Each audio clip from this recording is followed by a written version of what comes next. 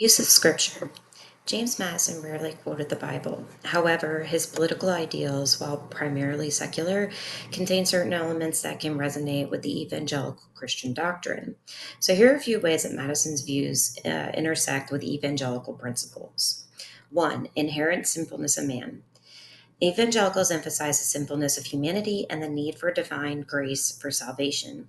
This view holds that all humans are inherently flawed and require spiritual redemption. Madison often discussed the flawed nature of humanity. It was actually one of his favorite subjects, particularly in his arguments for checks and balances within government. In Federalist Number 51, he famously noted that if men were angels, then no government would be necessary, highlighting the need for a governmental structure that compensates for human imperfections. Number two, the need for checks and balances.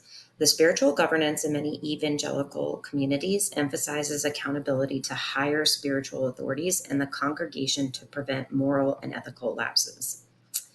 Madison advocated for a system of government where different branches check and balance each other to prevent any one branch from becoming tyrannical.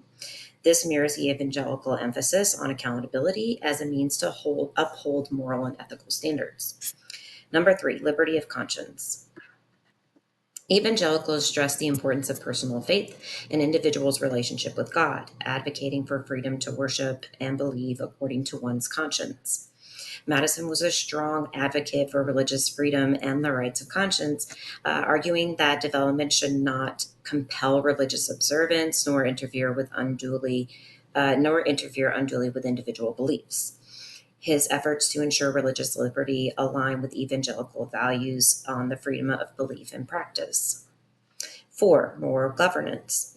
Evangelicals often believe that moral laws should govern society, reflecting divine laws and promoting societal well being.